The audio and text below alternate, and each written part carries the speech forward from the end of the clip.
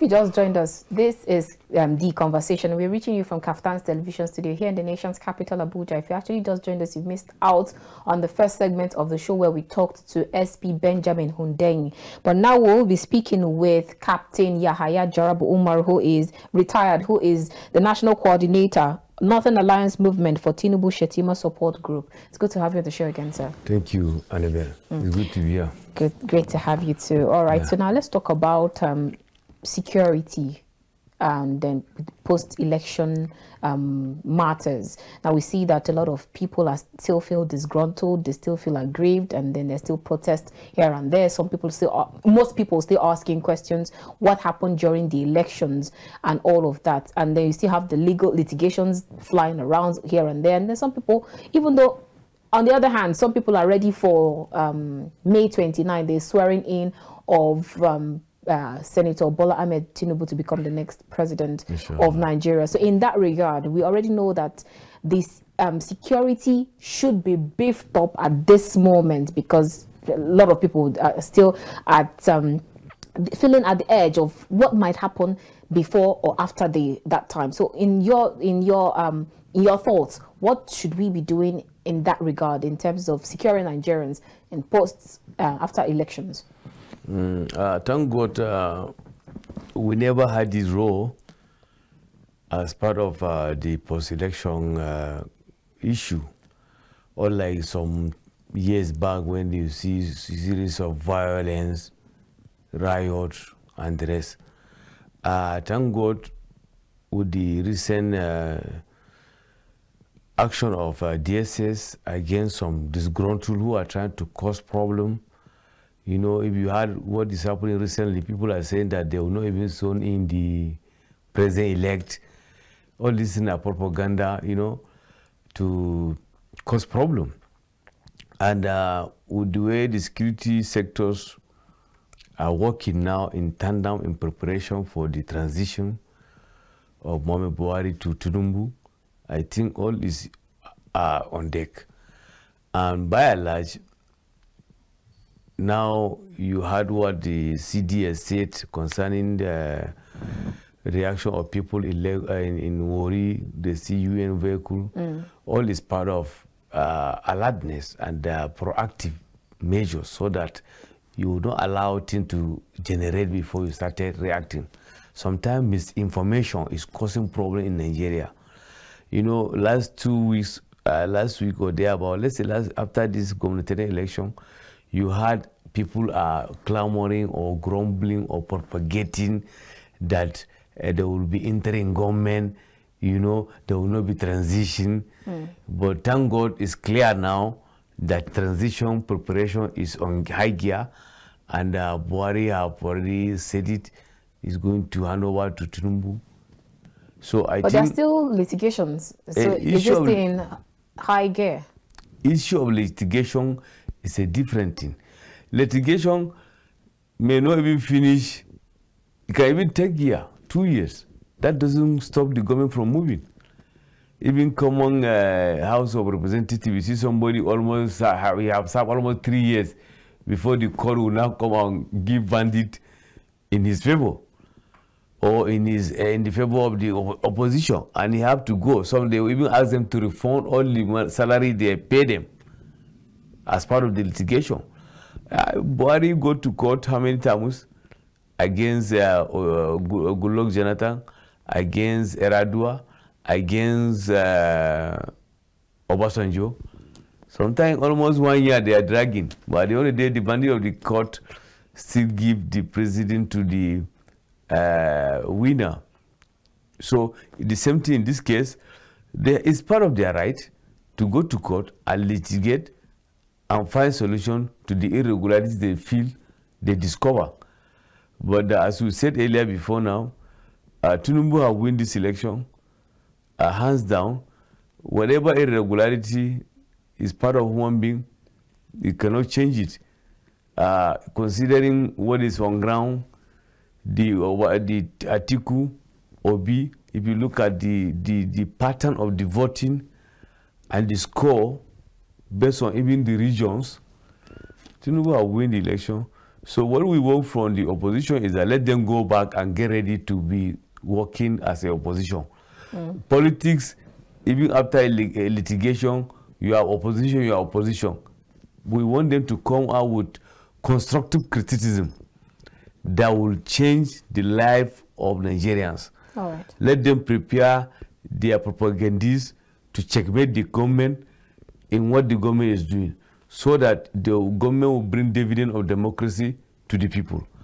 The issue of security again, as we said, some causes of insecurity need to be tackled from the boom.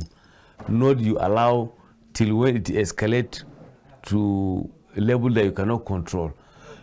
For example, now, using of kinetic means to solve security problem is an old style. Let's understand for our viewers who don't know what kinetic and non-kinetic means. Help us demystify that. A kinetic is using weapon, using military mighty, using gun, using military strength, coercion, force.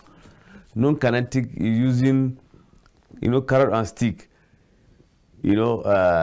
Using good social policy that will change people's life, that people will be out of. Because when you look at the causes of the insecurity, we talk about poverty, unemployment, social inequality, social imbalance, resources, mismanagement, corruption. You understand? These are major causes of insecurity. And if government can tackle those areas, you don't need to carry gun. The money we are going to use in buying weapons, training military, or feeding military can be used to solve so many problems that cannot even cause the problem, because the money Nigeria have spent in tackling insecurity, had even that money was used in social infrastructure, we have even moved forward.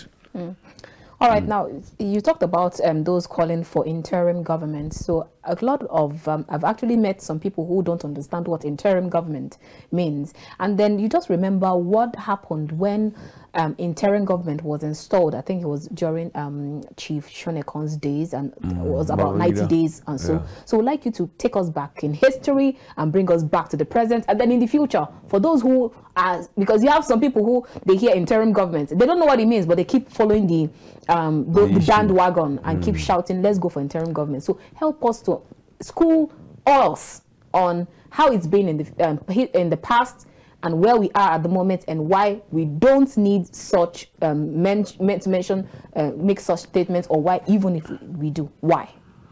Actually, interim government is not the best. Though, why we used to have, or why there is interim government? Interim government is like temporary government. They'll just give them tax. For now, we have done election. There's a problem. But maybe man with crisis or conflicts, but the tenure of the other man has lapsed. There's no provision for him to continue. So they will now constitute an interim government to hold the government for a purpose, maybe like 3 years or 3 months or whatever the situation. And that they will give them tax of conducting another election, so that when the other person wins, they will not hand you over and go. It happened during Babangida after 1993 election, June 12th, when the election was concluded. Some people go to court. It's the same thing that they are trying to manipulate now. They went to court and said that they don't like the election is not free and fair, that the military should annul the election. So if the military annul the election, and the military allowed the election during Babangida, and now constitute a Shoniko interim government to do election or whatever before some time. Unfortunately for them, Abacha military junta truncate that interim government, and they become, and he now took over the power.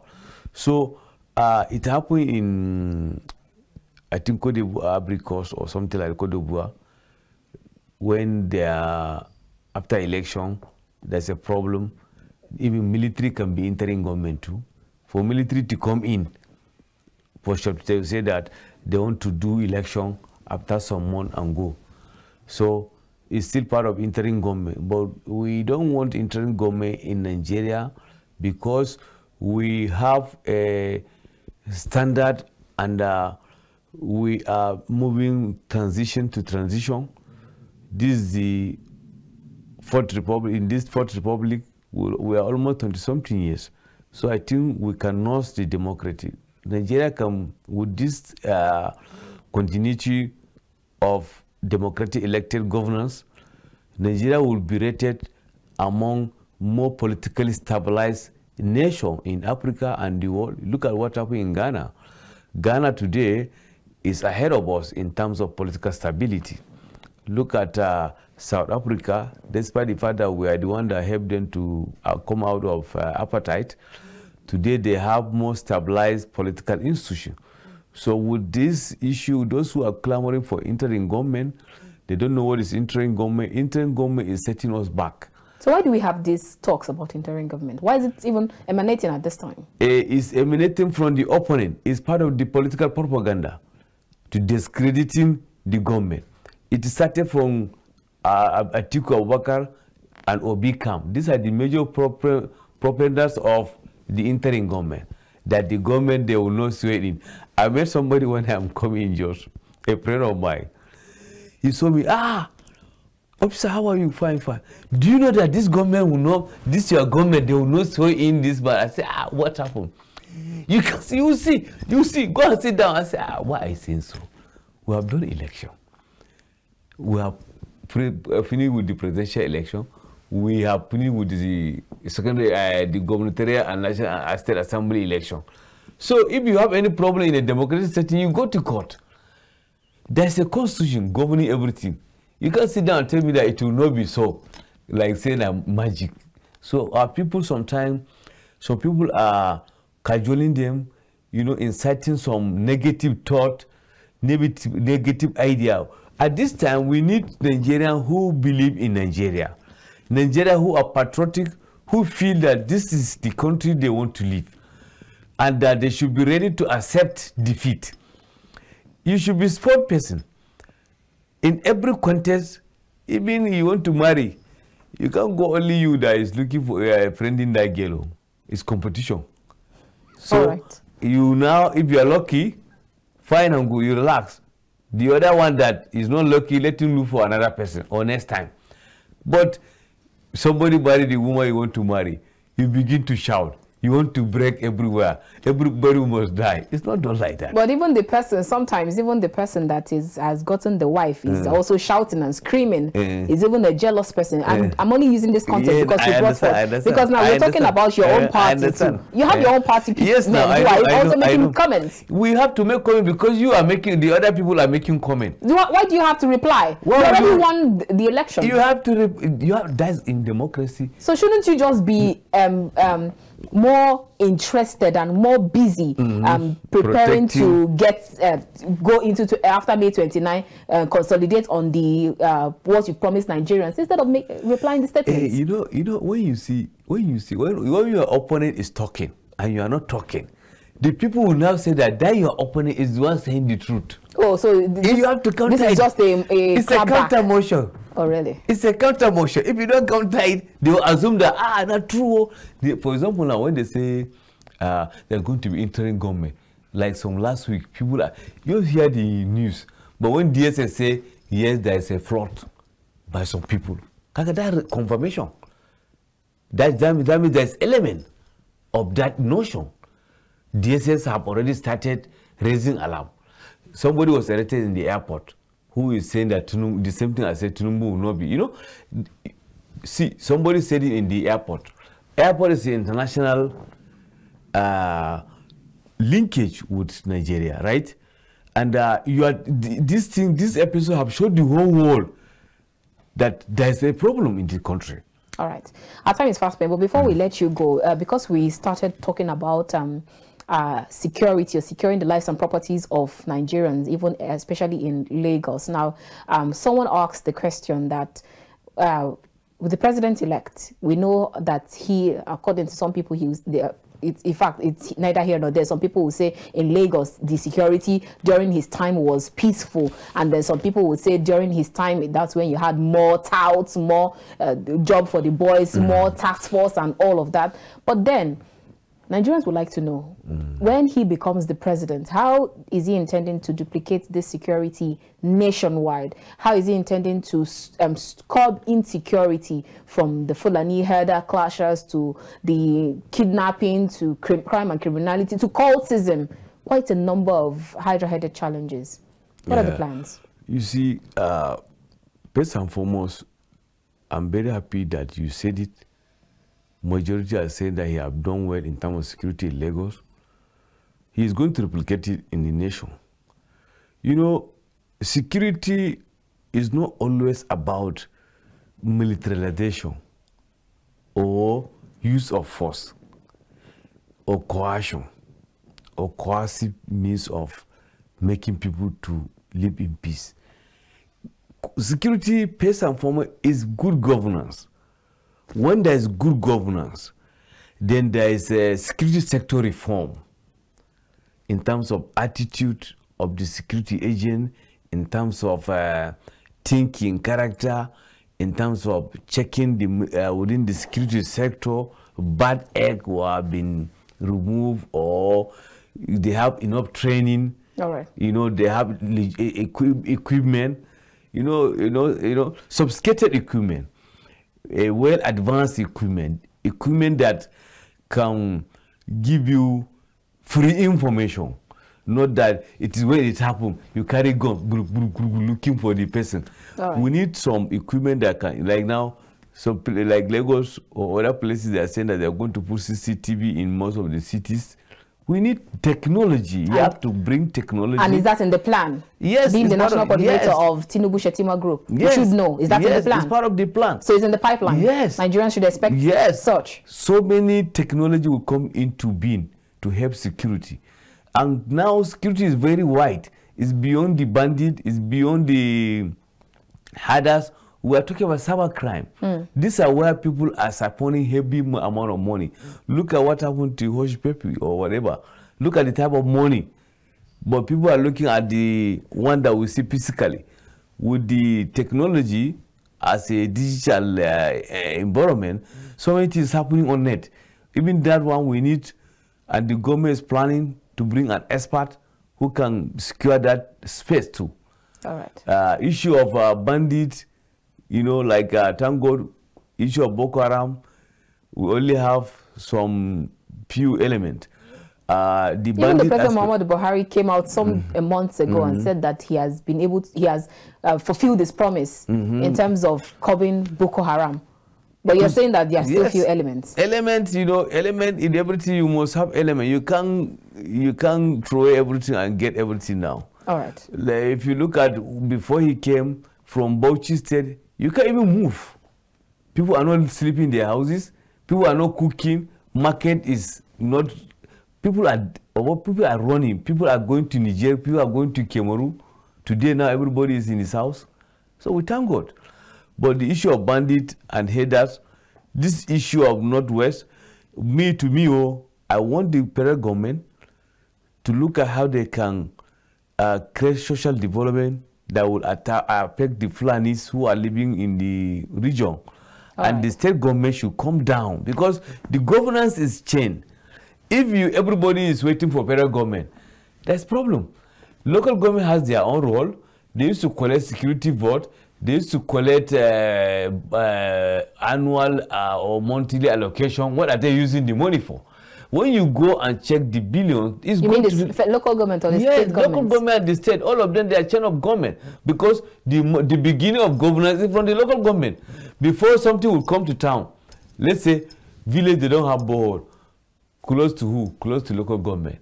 If they cannot execute it, they go to state. All right. But no road, no school, no hospital, you know, no any social amenity. You go to some villages, they don't have even government present, and you want peace. All right, thank you so much, Captain Yahaya Jarabu. It's been a wonderful time. Our time is fast spent. We wish you could actually go on and on. Thank you for your time with us. Thank you so much. All right, viewers, that's where we end this segment of the show. I had a chat first with SP Benjamin Hundeyin, who is Police PRO, Lagos State Command, and now we've been chatting with Captain Jarabu Yahaya Umar. He is the National Coordinator of Tinubu Alliance Support Group. Thank you so much. It's been a wonderful time here on The Conversation. I will see you next time. Keep watching The Conversation, because you never know what my next topic will be all about and who I will be speaking with next. I'll see you again from the nation's capital, Abuja. I am Annabel Orji. God bless you and yours, and God bless Nigeria.